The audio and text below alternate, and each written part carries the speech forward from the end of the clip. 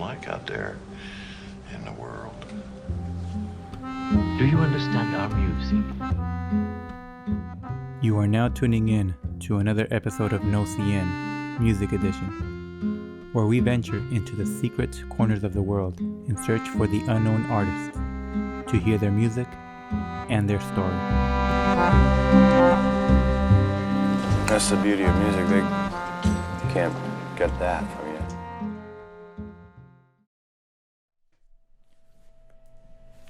Hey, how's it going, everyone? Thank you for tuning in today to another episode of Gnosian Music Edition. For today's episode, we're going to have a sit down with Jesús Palominos. Jesús is a classical musician and guitarist from the deserts of California, and he'll be talking to us about his upbringing in the desert, his music, his eye condition, his struggles with his eye condition, and being a musician with redinitis pigmentosa. At the end of the episode, you're going to hear a performance by him, so stick around for that. And I'll see you in the next episode. Enjoy. All right, so Jesús, how about you introduce yourself? My name is Jesús Palominos. I am an adjunct professor at College of the Desert, and I primarily teach classical guitar. Can you tell us a little bit about where you're from, where you were raised and born? I was born here in the Coachella Valley. I spend most of my time in Thermal, which is right outside Coachella. It's a little farming community. There's a few trailer parks. At least it was back then. It's grown quite a bit now. As I got older, I moved to the Imperial Valley, where I went to high school in El Centro. From that point, I moved to Orange County, but I'm originally from the Coachella Valley. So how did you get into music, and what is your musical history? Well, I think I always loved music. I remember as a child listening to music every day because my mom would play, her records, and I would listen to Little Richard and Richie Valenzuela. I watched a movie about Richie Valenzuela and really got into music then. Something kicked in and I really wanted to learn how to play the guitar. And fast forward to high school, one of my instructors purchased a guitar for me and I took a course, and the rest is history, as they say.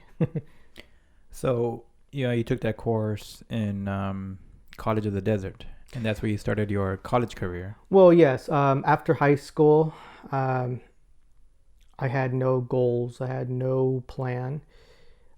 Somebody,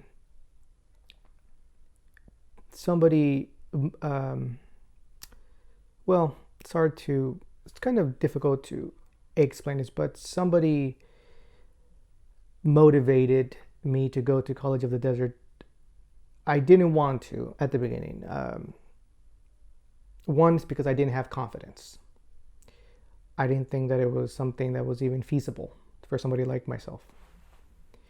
But in the end, they convinced me, and I did. And that one action of going to a junior college and taking music courses and discovering what classical guitar was definitely changed my life. And so from College of the Desert, you transferred to Cal State Fullerton in Orange County? Yes. So after College of the Desert, I transferred to California State University Fullerton and began really taking classical guitar more seriously than I was before, and fell in love with it even more so. And you did both your bachelor's and master's there, correct? Yes, I did my bachelor's degree and my master's. Cool. And so how many years were you there? I was there from 2007 until 2014, 15, something like that. And that was both bachelor's, master's? And master's, yes. Yeah. And what did you do after that? Well, during my studies, I knew I wanted to come back to the Valley and give back to my community because College of the Desert gave so much to me. So my goal was to move back and work for College of the Desert some way, somehow. Now, I absolutely wanted to become a music teacher and I wanted to teach guitar. In the moment, or at that moment, studying with Martha Masters, who was one of my teachers at Cal State Fullerton, when I was dreaming about coming back, at that moment, it was a dream. It was a fantasy. It didn't seem that it was something that would be even possible. I've talked about wanting to become a music professor for a long time at College of the Desert, and I mentioned this to several people. When I graduated from Cal State Fullerton and I moved back to the Valley, I pursued it in unconventional ways. So I knew there was no positions that were open at the time that I moved back. But what I did instead is I got in contact with some of my old music professors at College of the Desert. And I wanted to learn how to teach music from their perspective, being a college professor. So I would ask if I can sit in their classes, not as a student, but as an observer, so I can see how they teach, you know, their teaching style, their methods. And I did that. And I did that for quite a while. And then one day I got an email saying that there's a position that's open. Well, because I was persistent and I let everybody know that I want to do this, to the point where I would wake up early in the morning, take a 2-hour bus ride just to get to a 9 a.m. class that I'm not even taking, just so that I can sit there and learn from them. They saw that I really wanted this. And so when that position did open up, I was definitely one of their first picks. Cool. And so you got the job? Yeah, and that was quite interesting how it happened. Well, it was interesting to me. So one day I showed up like I usually did. Well, I should backtrack here. So I applied for the position. I got an interview. I did that. I was interviewed by the head chair and the dean. The interview went okay. I thought it could have gone better, but I thought it went all right. But even after the interview, I continued to show up. I continued to sit in the different classes for theory, for guitar, for whatever. And I would sit there and just study the instructor. And I would study how he went from one topic to the next topic and the assignments that he would use to apply those topics. And one day when I was doing this, the instructor who was in charge of hiring people, he was teaching theory 3, I believe. So it's like the 3rd year of music theory. And he sat next to me during one of the breaks, and I was talking to him. And he casually just mentioned, oh yeah, so we're gonna give you 2 courses to teach next semester. And he said it so casually, like it's no big deal. He basically said that I was hired. And inside, of course, I wanted to jump up and scream and laugh and be excited. Like, oh my God, I can't believe I got this damn job. But he was so casual about it that I pretended to be very, oh, well, thank you very much. Thank you. Yeah, but you reached what you wanted to do. It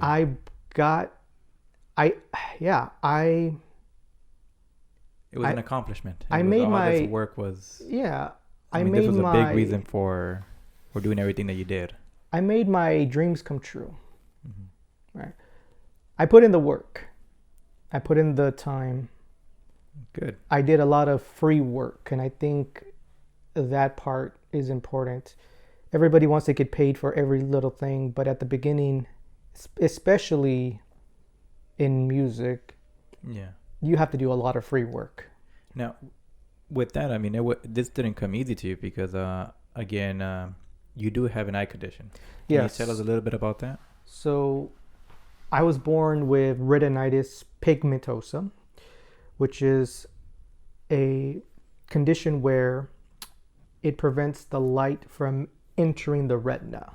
So basically, things are not as bright. They're a bit dim, it's blurry, and you have a bit of tunnel vision. So the way that I describe it is, if you're looking down a tunnel and the top and the sides and the bottom, it's all black, but you see the light at the end of that tunnel. It's almost like that, except that that light at the end of the tunnel is not as bright and it's foggy. Oh, okay. So, but it got worse throughout the year. So before, when you were younger, it wasn't as bad, or did this? Right. So the way this condition works is, when you're born and you have this condition, at the beginning, most doctors don't even catch it, because at the beginning your sight is okay for the most part. Then as you get older, it starts getting worse. So when I was about 4 or 5 years old, I remember clearly being able to see the details of a bird flying overhead, and I can see the wing patterns and the feathers. And as then as I got older, that became not possible. Like I could hear the birds, I can see some sort of shape flying overhead, but I couldn't tell you what color that bird was. So it has been getting worse throughout the years. Yeah, and it continues to. It continues get worse. to. Okay. Yeah. So it just never really stopped. It got bad at one point, and then it just stayed constant. It keeps getting worse. Right. So when I was at Cal State Fullerton, I didn't use a white cane. Right. But from graduating in 2015 till now, it's gotten to the point where I have to use a white cane. One, for my safety, but also the safety of other people. I'm concerned with, bumping into somebody, like an older person or a child, and knocking them down. If I fall, that whatever. I'm pretty young. I will be okay for the most part. I'm used to falling down. But didn't you have someone just like recently say you're not blind? Yeah, about a couple of weeks ago, I was walking to work, had my white cane, and somebody yelled out the window that I wasn't blind, that I'm a liar, which I found... You're a liar. That I'm a liar, which I found weird. And like, this person doesn't even know me. And why the hell would I want to pretend to be blind? But yeah. So what are the going back into music? What were the negative effects of this? I mean, I know there's some obvious things that this will do, but can you explain more? I mean, one, other than making music reading tough, I mean, what other? I think one of the most difficult things was not being able to sight read. I feel like I really missed out on that side of the music. Sight reading. Can you, for those that don't know what sight reading is, can you explain a little bit about that? Being able to look at a piece of music in front of you and just play it without ever having to look at it before. So good sight readers could open up a book and just start playing. Since I couldn't see it well enough to sight read, I have to magnify it. I use a very powerful magnifier, and I zoom in to the point where I'm looking at every note, beat by beat, rhythm by rhythm, fingering by fingering, measure by measure, and I'm trying to memorize every like aspect of that music, not just the notes, but the fingerings, the dynamic markings, the positioning, any special symbols that mean something. So at the beginning, it was tough trying to memorize. Yeah. But it's like I tell people, with anything, you become good at whatever you're trying to do with time and with practice. Memorization is something you can become good at. If you do it constantly, you become faster at memorizing. So at my peak, in my graduate studies, I was able to memorize, a piece of music at a very advanced level within a week. Well, yeah, that's which is not a common thing for people that could actually see the music. There's no real reason to memorize it quickly, Right. since they could always open up the book and look at the music.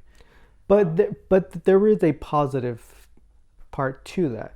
Because I couldn't sight read, I had to do other things. So Well, I mean, I think a part of it, if you couldn't read the music, you had to memorize. I mean, I think that's a positive, that you work on your memory skills. yeah, I mean, that being able to memorize something quickly was definitely a positive outlet to that. But the other part of that too, it was I had more time to work on my technique, because since I couldn't sight read, I would really focus on my right hand basically, or on my left hand. And So you had more technique practice in. yeah, since people spend time sight reading, I spend time just working on my right hand and my left hand. I don't Technique. think most classical guitarists don't spend enough time on sight reading. That's true. That's very true. But what about actually playing the guitar though? What was the negative effects on that? Well, I think at the beginning was being comfortable going beyond first position, and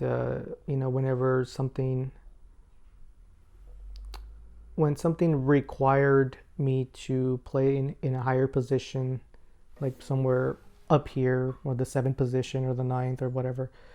At the beginning, that was scary because I couldn't see where I was jumping to. It's one thing when you're playing in first position and you move to 5th position. That's one thing. But if you're in first position and you got to play something in 12th position or in 10th position, at the beginning it's tough, because most people would actually look at their destination before they jump there. Yeah, so somebody that could see, they just look at, what fret they have to go to. Right. Where yeah.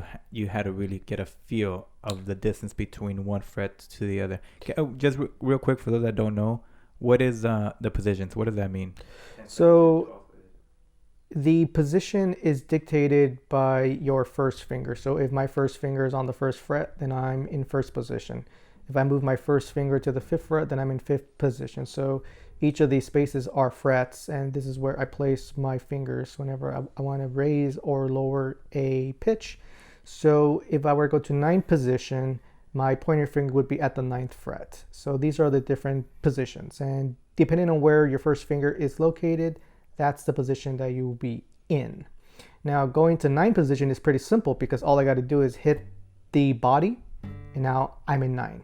So that part's easy. But as soon as I go beyond that, and I have to move my hand underneath the fretboard, and my thumb has to move to the side of the neck. Now to reach here, the higher frets. now here it gets a little tricky, because I know now that I can be in 12 position, but once I start playing more advanced music that require me to be in 17 or 19 or whatever. Well, we kind of we'll get a better idea of that, of having to really know the guitar in the piece that you're going to be performing for us, because the harmonics, the natural, I think they're artificial harmonics that you're using.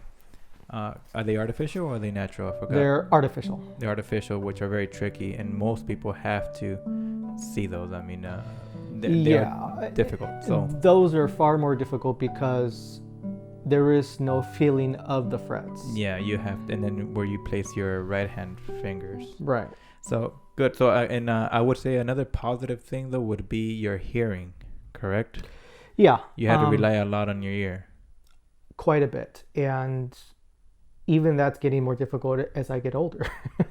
You know, as we get older, we lose our different senses, right? The sense of hearing does degenerate as well. It's still better than the average 38-year-old man, but I'm just a human being like everybody else. So that too gets worse with time, just like everyone else. I mean, you try to protect your hearing as much as possible. But yeah, I do rely on it quite a bit. So how did you overcome all this, growing up like this and then playing music where a lot of people rely a lot on, singing, even though it's music and you don't necessarily have to see, most people really rely on it. How did you overcome in your personal life and music career? I believe if you enjoy doing something, you should do it. I don't overthink certain things. If there's something that I want to do, even though it's going to be challenging and it's going to be hard, I do it. I do it because it's difficult. Right? If I did something that's easy, it's not rewarding. It's not enjoyable. There's no better feeling than when you do something difficult and you accomplish that goal or that thing that you wanted to do. I think that mentality comes from my father. So he treated me as if I didn't have a disability. And I think from an outsider to see the way that I was raised would probably think of my father as a cruel man. But the benefit from that was that I was able to be independent and realizing that if I put in time and work, I could accomplish anything.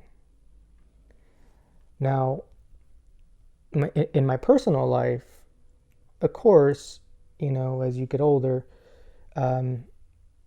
not having good vision does hinder you in many ways, especially in social settings. If I go out to a bar or to a restaurant, I always have to be careful, one, not to trip and fall and embarrass myself, but meeting new people. See, people with good vision don't realize how much they use their eyes for when they meet somebody. There's social cues you use with your face, with your eyes, with your body. I don't have that, right? Yeah. So you never saw yourself as a person with a disability, really. You never used it as an excuse to do something, or am I wrong? No, I mean, as a kid, I would get angry because I was a kid. I would be mad that, I couldn't ride my bike when the sun went down because I couldn't see very well to ride my bike. Did that stop me?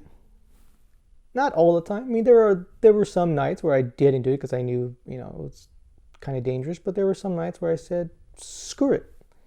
If I fall and get hurt, too bad. So you just knew your limitations. Yeah, you knew it. But I know when something is too dangerous, but if it's just a little bit dangerous, where I'm not going to hurt somebody else, and I'm not going to get seriously hurt where I have to go to the hospital, I will take that chance. I often put myself in situations where I'm not comfortable. In fact, I've been doing that my whole damn life. Everything I do, I'm never comfortable doing it. I'm never comfortable doing it. What happened a couple of days ago with you broke the glass coffee table? Yeah, so where I'm sitting now, I had a beautiful glass coffee table that was given to me. It was really nice. It's probably one of the most fanciest things I've ever had. And I was moving it. I was vacuuming. And I pushed it against the bookshelf, and one of these trophies that are up here fell on the coffee table, broke to a million pieces, shattered all over the carpet. And I live by myself. So it's quite dangerous for a person with a visual impairment to try to pick up shattered glass. It's in a million pieces, like just all over. So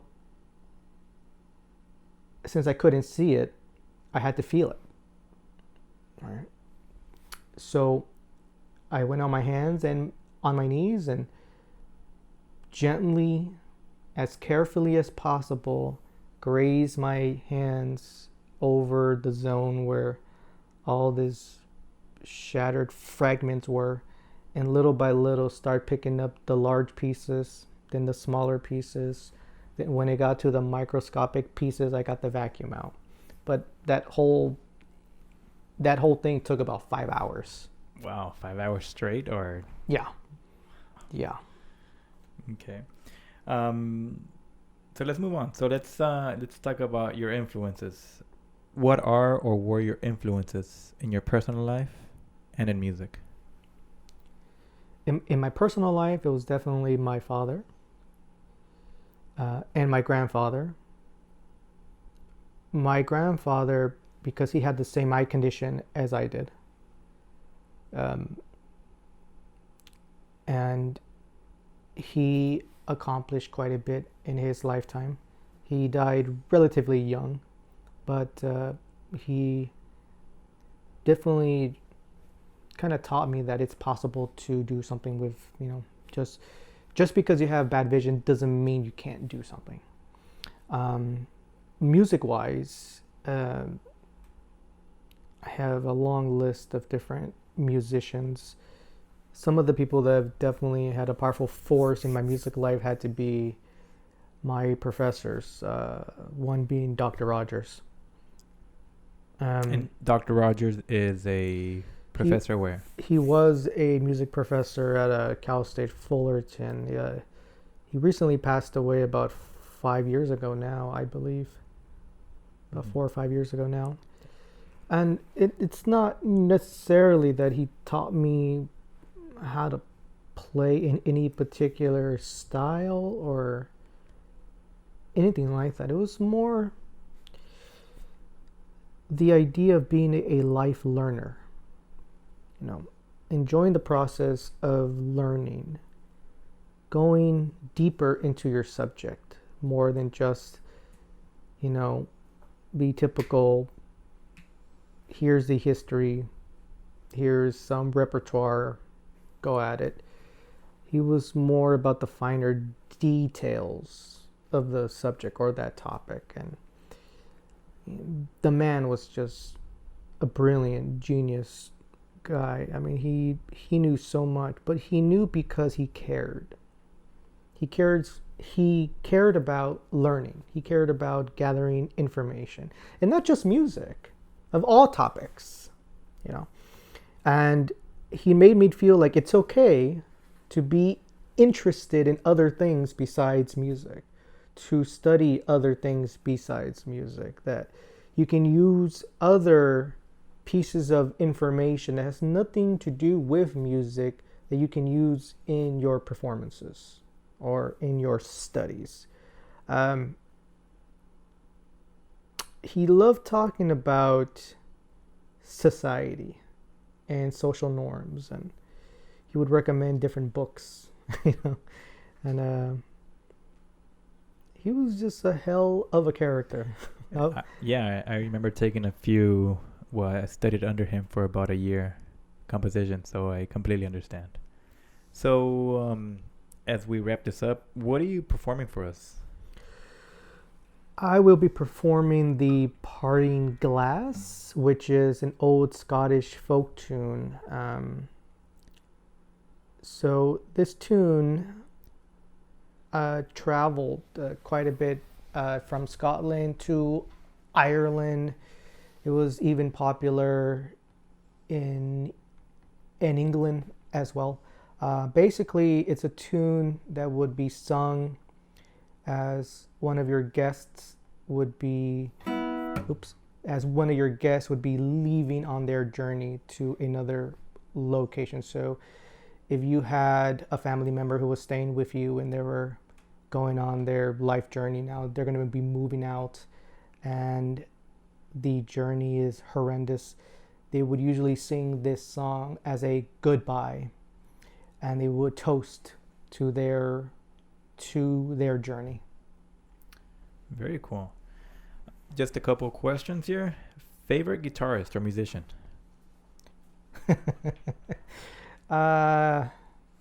Okay. Oh, God, that's hard. Okay. Favorite guitarist would have to be... Oh, man. It's hard to say. Marcin. Favorite guitarist. Cool. Favorite historical figure? Ooh, Bach. That one's easy. Party affiliation? I'm registered as an independent. Favorite movie? The Goonies. Favorite spirit? I like a good bourbon. Spirits or beer? More of a spirits guy. I think that's it for today. Any last words? Let's